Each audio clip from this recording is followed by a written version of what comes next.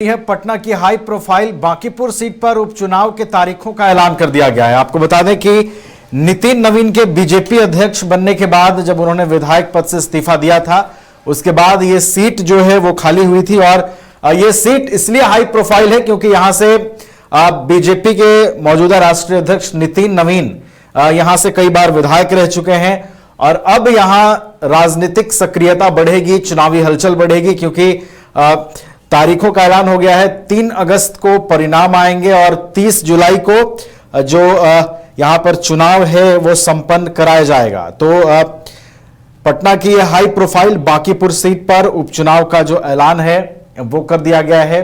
देखना होगा इस बार यहां पर मुकाबले में कौन नजर आता है। 6 जुलाई से इसके लिए नामांकन की प्रक्रिया की शुरुआत भी कर दी जाएगी और 30 जुलाई को जो चुनाव है वो संपन्न कराया जाएगा और फिर नतीजे जब आएंगे तो उस पर निगाहें टिकेंगी कि बांकीपुर का जो यह हाई प्रोफाइल सीट है उस पर बाजी कौन मारता है। हमारे साथ हमारे वरिष्ठ सहयोगी रंजन जी भी फोन लाइन पर जुड़े हुए हैं, उनका रुख करते हैं। रंजन जी, हाई प्रोफाइल बांकीपुर सीट पर देखिए उपचुनाव का ऐलान हो गया है, कितनी यहां पर चुनावी हलचल बढ़ेगी क्योंकि बीजेपी के मौजूदा राष्ट्रीय अध्यक्ष नितिन नवीन के इस्तीफे के बाद यह सीट खाली हुई थी। कितना दिलचस्प मुकाबला होगा यहां इस बार? यह मुकाबला यहाँ दिलचस्प होगा क्योंकि बीजेपी के राष्ट्रीय अध्यक्ष की खाली की हुई ये सीट है और ये वो सीट है जहाँ पर नितिन नवीन का जो है वो दबदबा रहा है।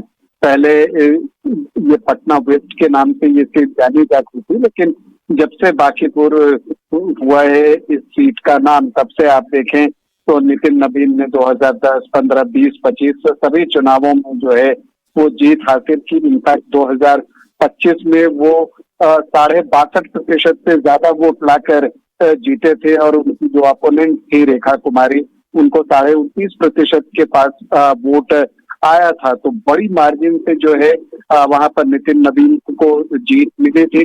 अब अगर आप इसको इस तरह से भी देखें कि इस चुनाव को लेकर चर्चाएं इस घोषणा के पहले से ही हो रही थी। आप देखिएगा कि प्रशांत किशोर ने पहले कई इंटरव्यूज में कहा है कि बांकीपुर में चुनाव लड़ेंगे और ये सवाल भी उनसे पूछा जा रहा है कि क्या आप लड़ेंगे या कोई और प्रत्याशी होगा।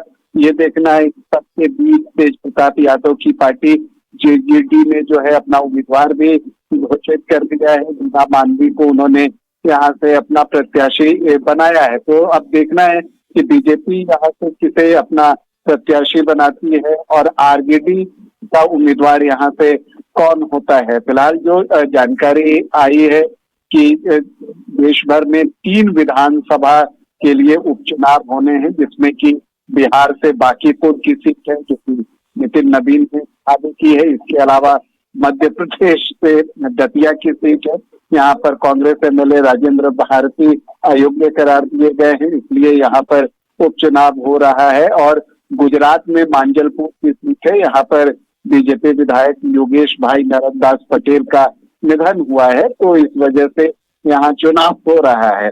देखिए ये जो चुनाव होंगे वो 30 जुलाई को जो है वोट डाले जाएंगे और 3 अगस्त को इसका परिणाम आएगा।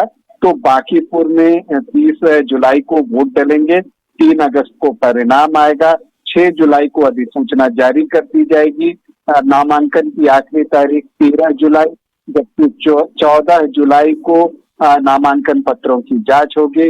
16 जुलाई तक नाम वापस लिए जा सकेंगे और 30 जुलाई को वोट होगा। तो एक बार फिर से, चूंकि अब बिहार में आप देखें कि बीजेपी के नेतृत्व वाली सरकार है, तो ये सरकार के लिए भी और जो मुख्यमंत्री सम्राट चौधरी हैं उनके लिए भी एक बड़ी चुनौती होगी, क्योंकि यहाँ विपक्ष जो है पूरा दम लगाएगा। सिर्फ एक विधानसभा सीट पर चुनाव होना है और वो भी बांकीपुर में, तो इस सीट पर जो मुकाबला होगा वो जबरदस्त होगा और ये भी देखना होगा कि बीजेपी यहाँ से किसे अपना उम्मीदवार बनाती है। नवीन, उम्मीदवार कौन बनाए जाते हैं ये भी देखना दिलचस्प होगा क्योंकि बांकीपुर एक हॉट सीट जो है वो उपचुनाव के लिए बनी हुई है, तो इंतजार रहेगा यहां पर एक दिलचस्प मुकाबले का। बहुत बहुत आपका शुक्रिया रंजन जी हमारे साथ जुड़ने के लिए, पूरी जानकारी पहुंचाने के लिए।